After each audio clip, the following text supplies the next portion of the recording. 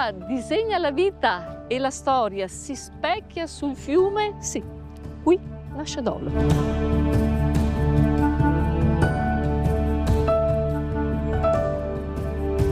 Questo è un borgo di acqua e di cuore, custode della memoria della riviera del Brenta. Benvenuti a Dolo.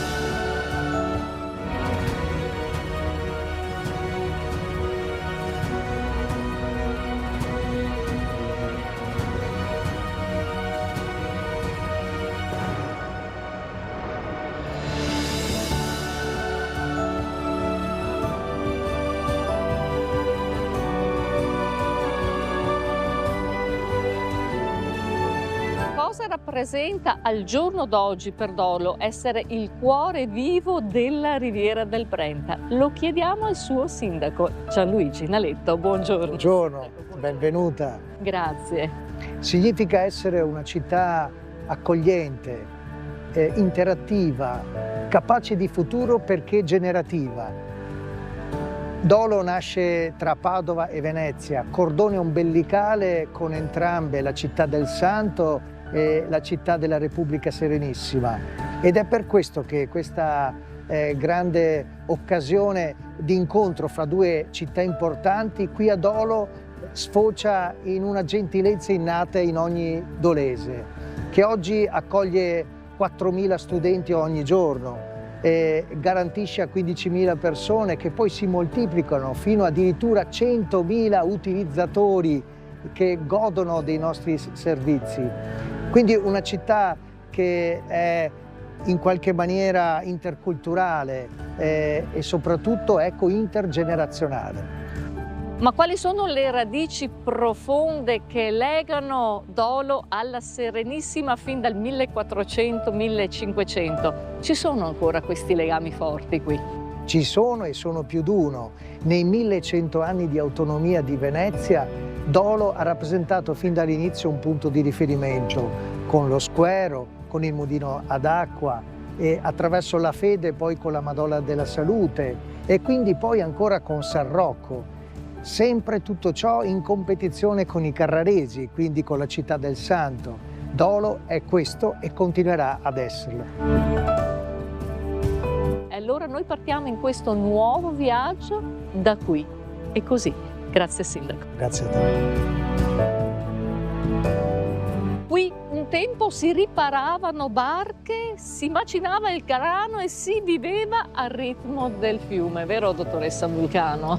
Esattamente, abbiamo fatto un salto nel passato, stiamo parlando in un'epoca lontana, intorno al 1500, è il periodo in cui la Repubblica di Venezia investe su Dolo. Aveva iniziato già con le opere di bonifica in terraferma dopo la scoperta dell'America, aveva rimesso in uso le strade romane, regolamentato il corso dei canali e investe proprio a Dolo. Uno degli investimenti più grandi che fa, che riguardano l'idraulica, avrà una conseguenza interessantissima e importantissima per Dolo, perché da allora con la costruzione dei mulini questo piccolo villaggio che viveva di agricoltura si trasforma di fatto in una cittadina. E quello che noi vediamo alle nostre spalle, un grande mulino ancora funzionante, sì, qui c'erano i mulini più grandi d'Europa, vero? Esattamente, è proprio un intervento enorme per l'epoca a cui facciamo riferimento. Erano i mulini più grandi d'Europa e occupavano tutto questo spazio, non soltanto quello che rimane, e ovviamente attirano tutte le persone che vivevano nell'entroterra e da allora diciamo che diventa il cuore pulsante dell'economia dolese. Qui si conserva la memoria di chi ha costruito questo paesaggio con le mani, vero Massimo? Sì, nel XVI secolo, quando il mulino è stato fatto, era nell'arco di un secolo diventato il mulino più fiorente di tutta la Serenissima. Perché? Perché aveva 8 pale, infatti ci sono ancora 4 vere ancora di pietra d'Istria fatte proprio per le pale. E qui continua ancora adesso, dopo 300 anni, a girare ancora. Massimo, ma cosa sono queste vere? Ma queste vele era il supporto delle pale del mulino, hai capito? C'erano 1, 2, 3, 4 qua, poi ce n'erano 4 dall'altra parte. Questo era il lavoro del tempo, ma in quanti lavoravano in questo mulino? Cosa macinavano? Da dove arrivava tutto questo materiale, Massimo? Quante persone? Lavoravano decine di famiglie. E da dove arrivavano? Dall'entroterra arrivavano qua e portavano le biade, i grani, tutto quanto da macinare. Questo era il lavoro e il vivere del tempo. E il pane per Venezia. Sì, proprio da qui nasceva e partiva il pane per Venezia.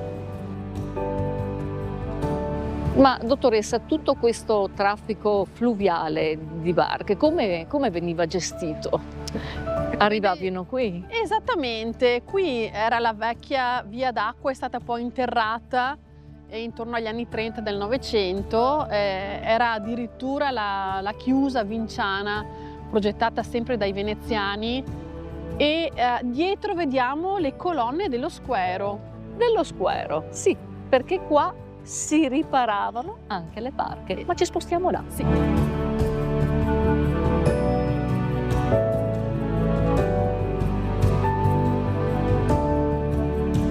Eccolo qua, questo era lo Squero, ma dottoressa, come veniva gestito tutto questo traffico di barche?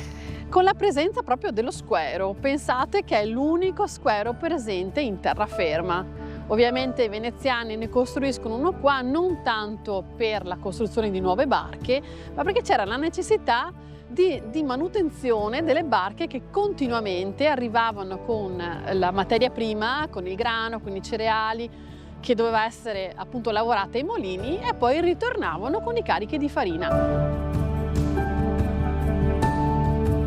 Legata allo Squero, la calle, sì, una vera e propria calle veneziana, ma perché non si chiama via? È una calle perché sorge tra edifici che molto probabilmente ospitavano chi lavorava all'interno dello Squero, infatti si chiama, un nome molto particolare, Calle dei Calafati o Calafatari, erano le persone che impermeabilizzavano il fondo delle barche. Dolo non è solo una città d'acqua, ma anche di terra. Lasciamo Isola Bassa qui, dove ci troviamo, e passiamo a quella che era la parte nobile della città. Lo è ancora.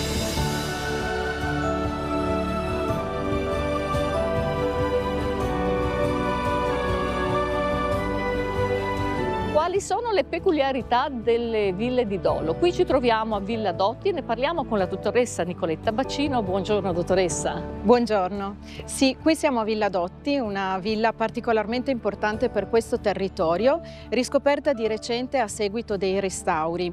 La villa è importante perché è costruita dalla famiglia Dotti dei Dauli, una famiglia padovana molto influente all'epoca e che dà il nome a quella che è poi diventata la cittadina di Dolo, Dotti dei Dauli, Dolo. Anche questa, come tante ville, nasce come casa di villeggiatura. Sì, i nobili arrivavano attraverso il fiume. Sì, in particolare questa è una casa dedicata non solo alla villeggiatura, ma anche alle attività agricole che si svolgevano qui intorno.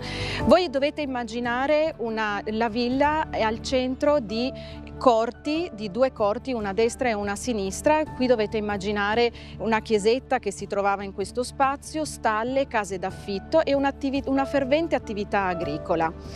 La villa negli anni subisce varie trasformazioni, soprattutto per la destinazione d'uso. Nell'arco dell'Ottocento diventa infatti deputazione comunale. È particolarmente importante proprio perché passa da casa privata a luogo in cui si gestisce la cosa pubblica. Negli ultimi 3 anni la villa è stata oggetto di un grande restauro. Vogliamo entrare, Nicoletta? Certo. Venite con noi.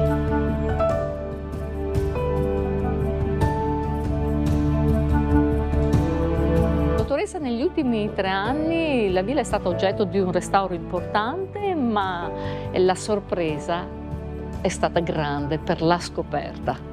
Esatto, il recupero ci ha consentito di riappropriarci di questi spazi storici, ma soprattutto di ricostruire una storia che abbiamo poi consegnato alla comunità. Abbiamo scoperto che questo era l'edificio, insieme allo squero e ai mulini, che all'inizio del Seicento era l'edificio più importante per Dolo, perché era la casa della famiglia più importante di Dolo, che diede anche il nome alla cittadina. Ora che cos'è questa casa, questa villa? La villa oggi ospita attività culturali come mostre, come vedete, e accogliamo anche un'attività di digitalizzazione, lavoriamo quindi con gli archivi storici e lavoriamo anche con le famiglie e i bambini per attività di doposcuola.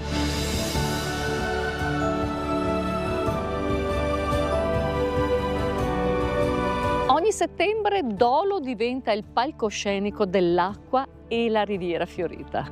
Un corteo che rievoca l'incontro tra Venezia e la Riviera, simbolo di una storia che ancora oggi unisce le comunità del fiume. Questo patrimonio, fatto di ville, acqua e vita, fa parte del grande percorso UNESCO delle Ville Venete, un'eredità da custodire e raccontare.